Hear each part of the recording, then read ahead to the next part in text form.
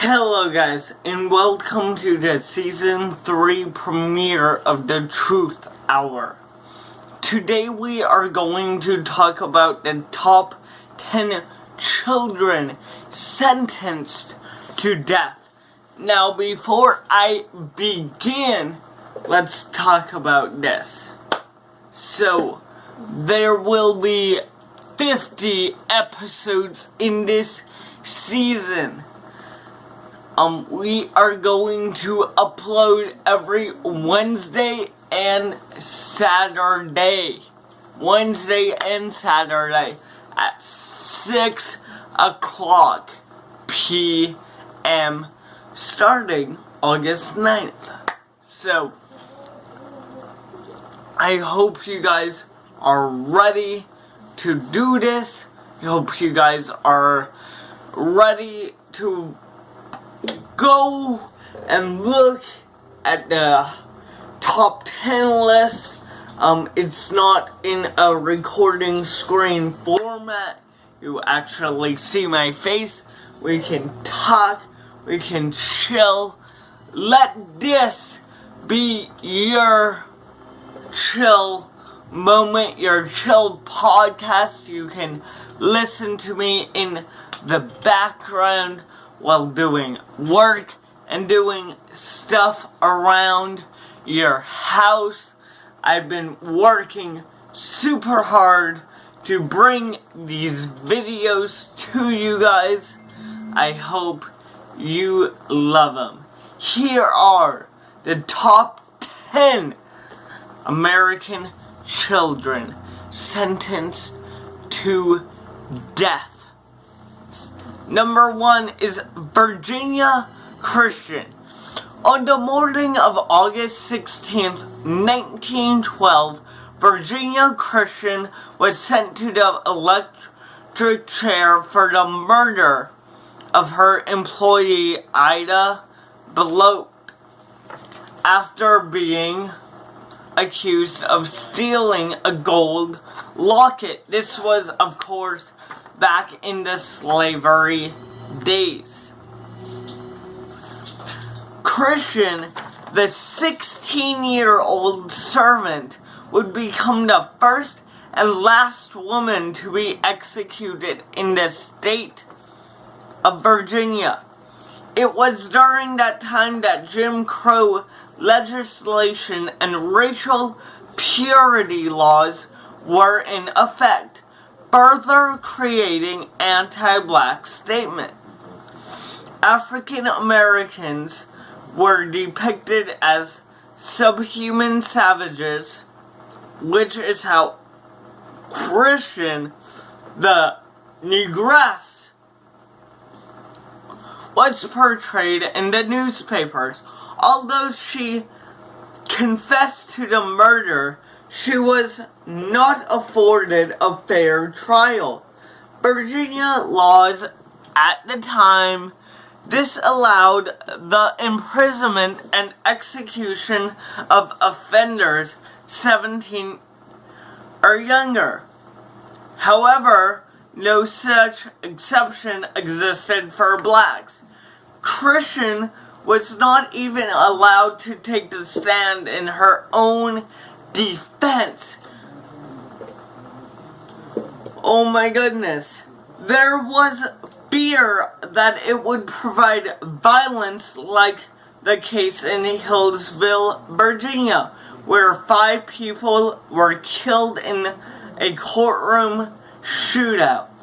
Christian's trial was subsequently rushed to avoid mob violence, and she was sent to the electric chair on her 17th birthday.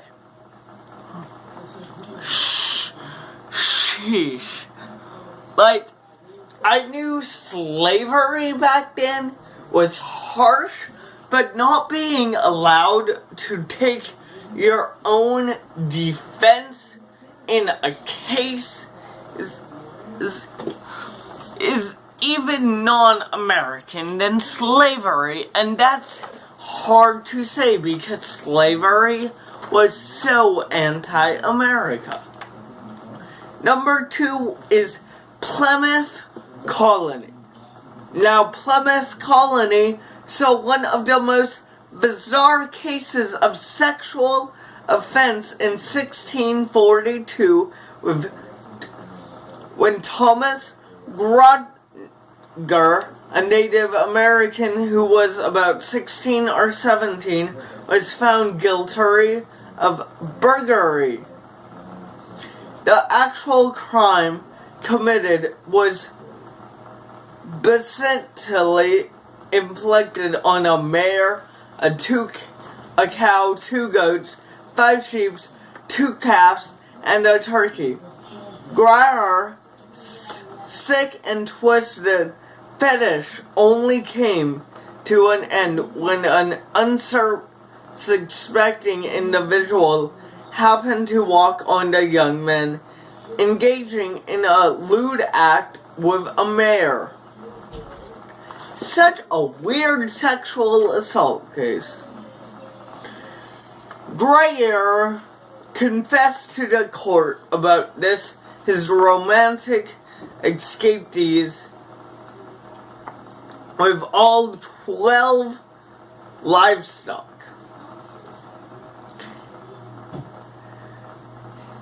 He was sentenced to hanging.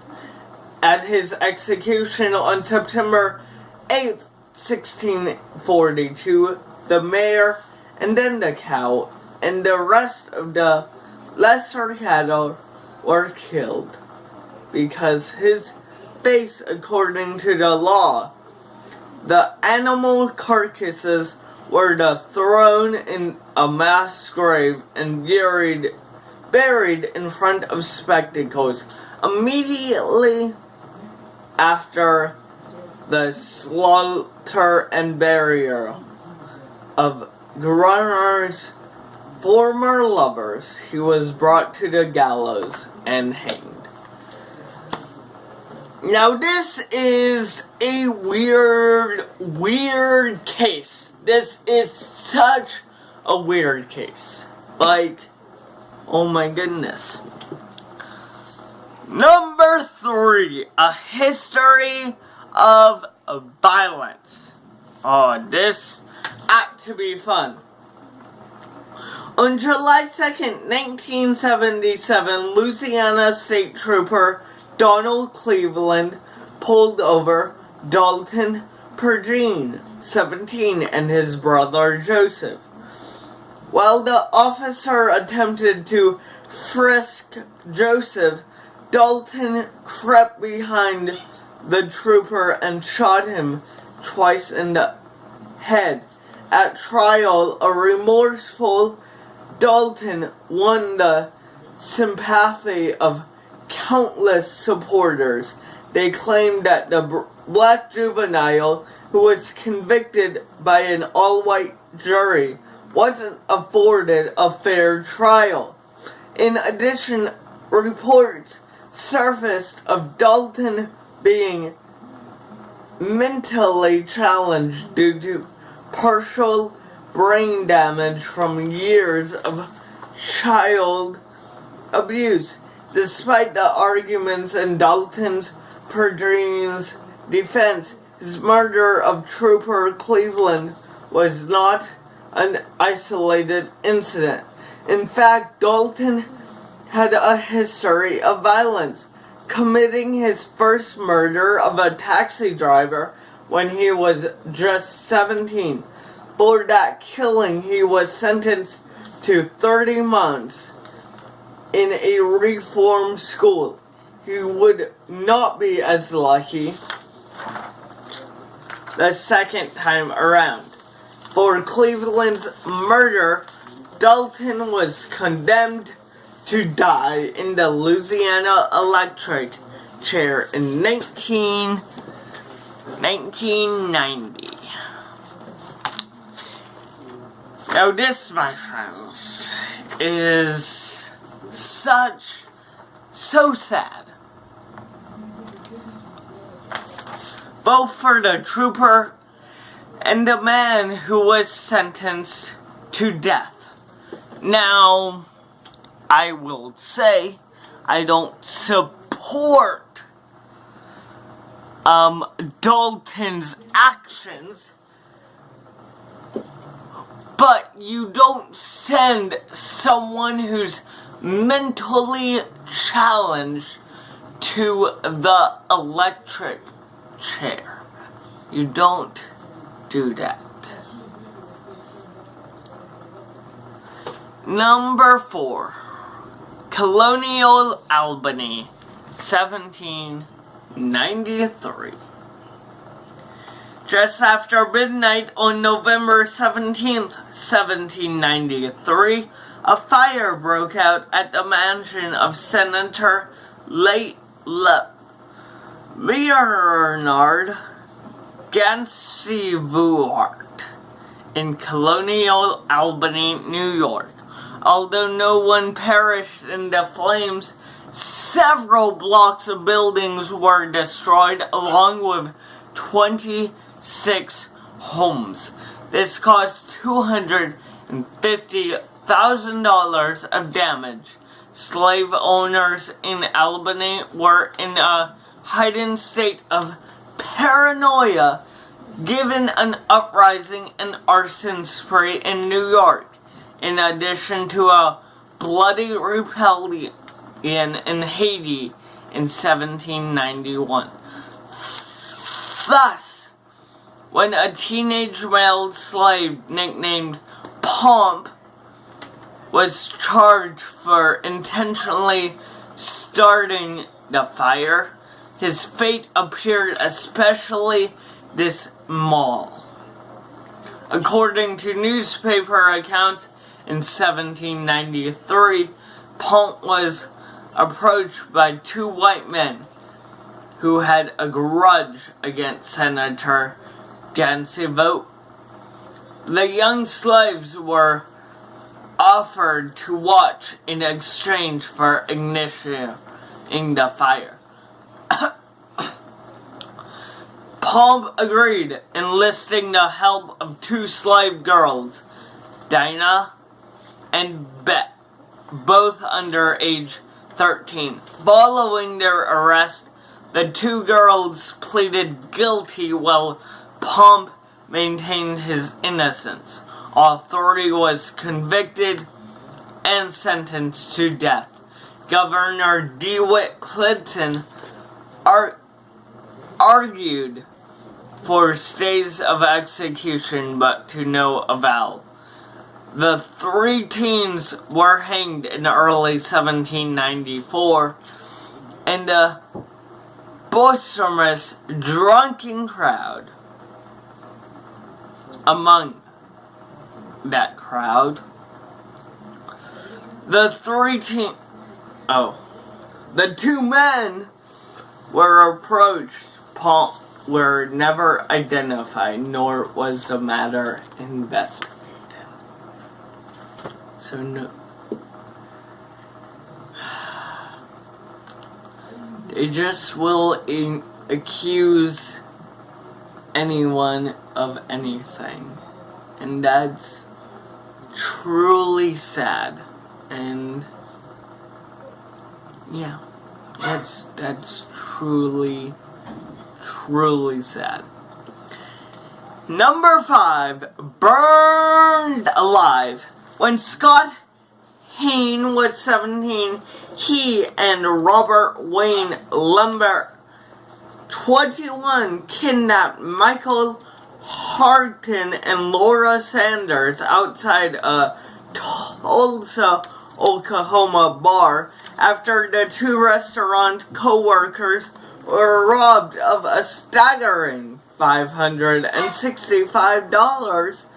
They were forced into the trunk of a car and burned alive. Hayne and Lambert returned to the scene hours later to examine their innocent victims' charred remains. For their crime, the 2 merciless killers were sentenced to death. As Hayne was 17 at the time of the murders, the case drew internationally attention with harsh criticism surrounding his sentence. 16 years after the double homicide, Haynes was executed hours after the U.S. Supreme Court overturned his last request for a stay of execution. Until his death, Haynes maintained his innocence based on the fact that he was a minor and under Lambert's control. Lambert, who currently sits on death row, has sought to have his death sentence vacated, citing the ruling of the Supreme Court banning the execution of the mentally retarded. Oh my goodness.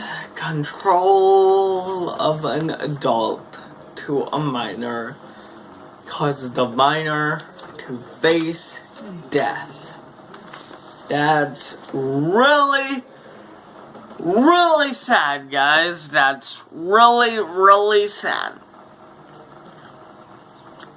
Number 6 is Leonard Shockley.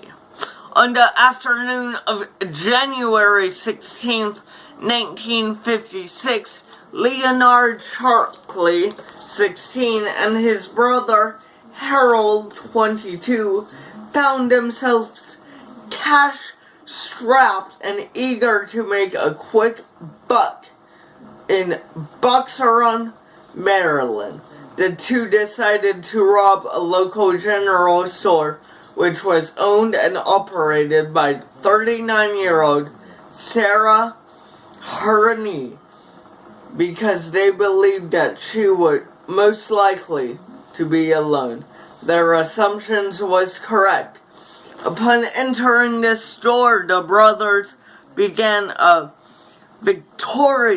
vicious act of the helpless mother of 3.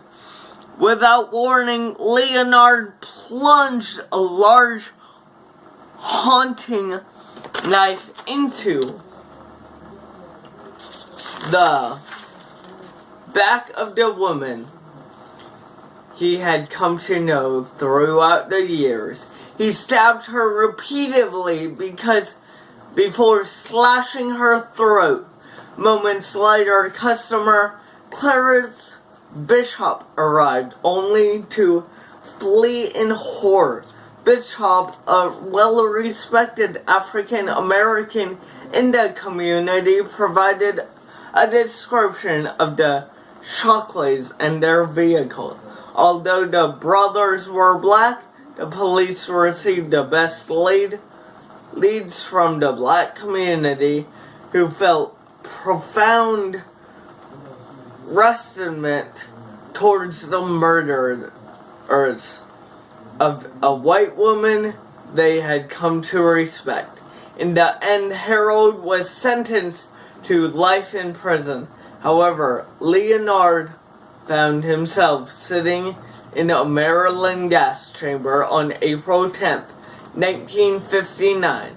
It would be 40 years until the United States executed another inmate for a murder committed at age 16.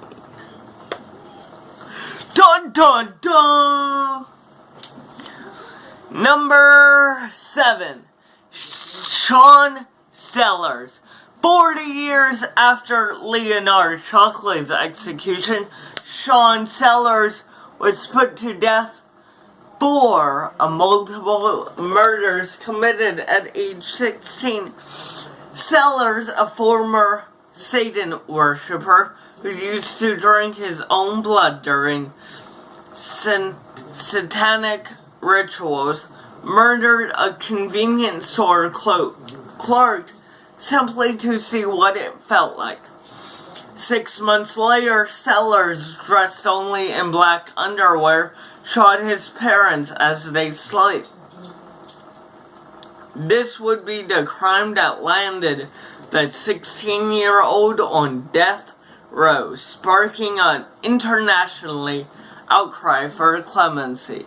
Media outlets from England, France, Germany, and more arrived in Oklahoma to report on the execution, while high-profile figures such as Archbishop Emeritus Desmarais Tutu of South Africa pleaded for leniency.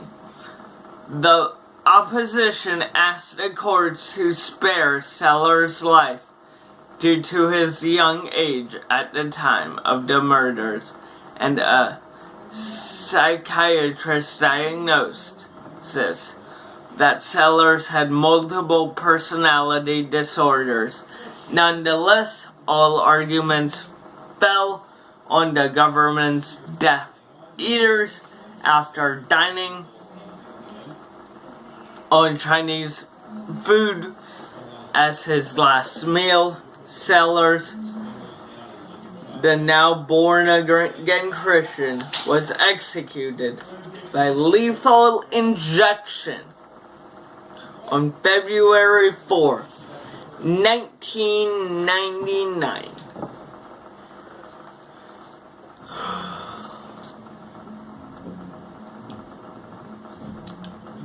Oh my goodness, drank his own. That's all I can focus about in this story. He drank his own blood. How disgusting is that? Never mind on that subject, because I just want to get that out of my mind right now. Let's move on to number 8. James Terry Roach. Right? Roach. In October 1977, Tommy Taylor, 17, and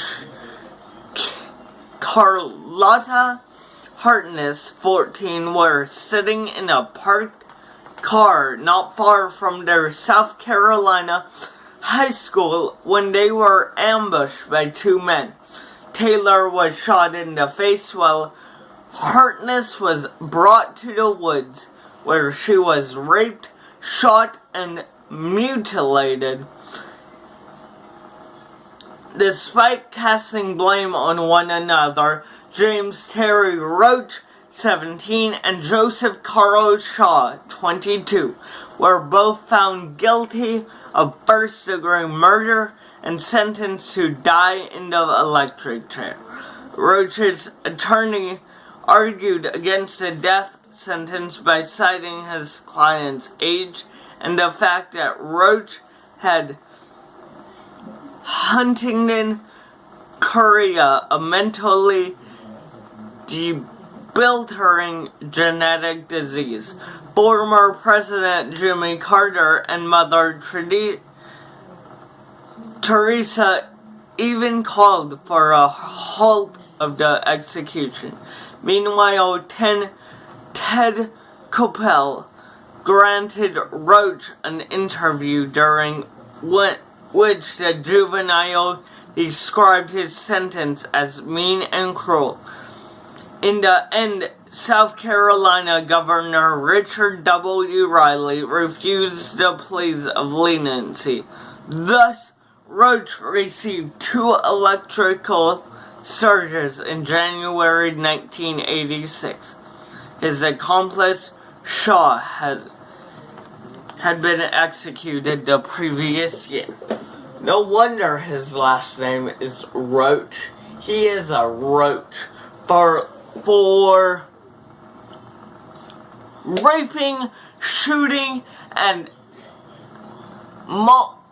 mutilating a young 14-year-old woman along with a 17-year-old boy that was only shot, but still. That is cruel and unusual. Why are you complaining that this sentence is cruel and unusual? This is what you get. This is what you get.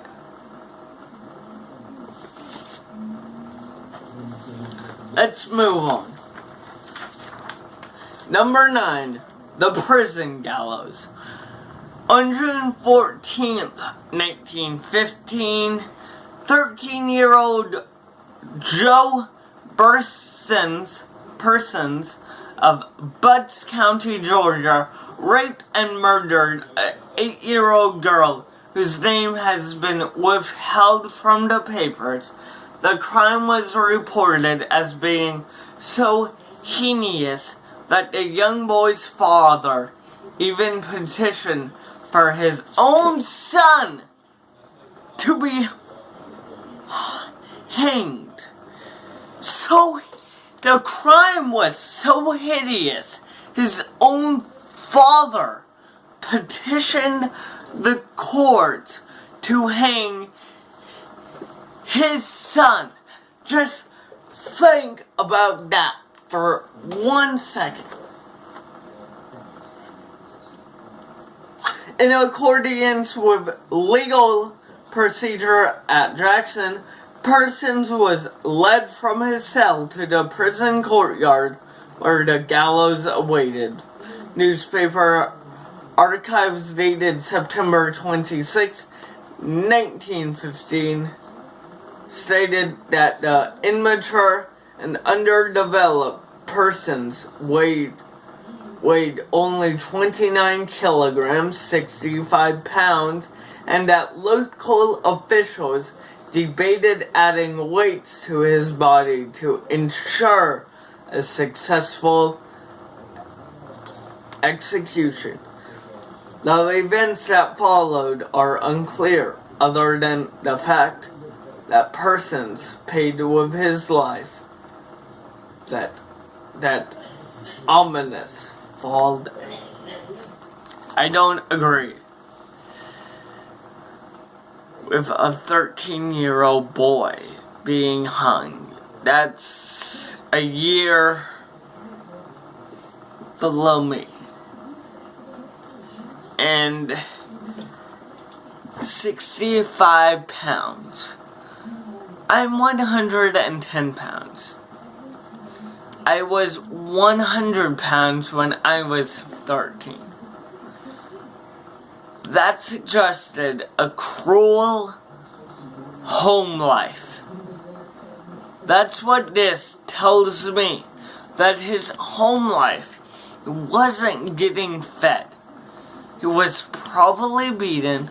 I'm not making any suggestions, but that's what this pound means to me. Number 10 is the 10-year-old murderer. On November 25th, 1872, Swedish-born immigrant William Fagel set out in the direction of Fort Gibson, Oklahoma, passing through Tellerquack, the Cherokee Nation's capital, along the way. The following day, his battered remains were discovered along a dirt road. His boots, hat, coat, and shirt were missing, as well as any money he may have had in his possession. Given the fact that Fidel was a foreigner with no family living in the United States, his body went unclaimed and the murder remained a mystery until 1884, when Deputy Marshal Andrews reopened the case. After securing enough evidence, Andrews obtained a warrant for the arrest of James Arkes and William Parcher. Arkes, a Native American who was only 10 at the time of the murder, confessed that he had shot and bludgeoned Fidel after being recruited by Permil, who was the mastermind of the robbery and murder.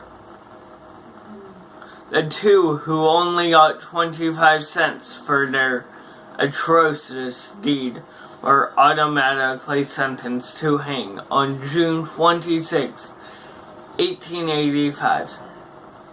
Despite the fact that Arthur was executed at the Fort Smith gallows as an adult, he remained the youngest offender sentenced to death in the United States for the crime committed 13 years earlier.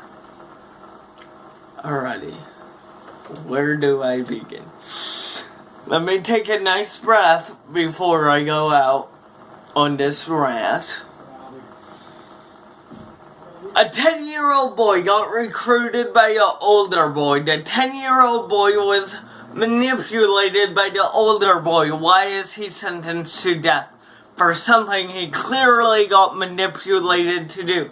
We can all tell young boys get manipulated all the time by older siblings. That's my rant.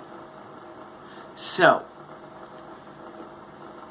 before I say goodbye, reminder to come back here on Saturday at 6 p.m. for another podcast. See you next Saturday. I love you guys. See you guys later.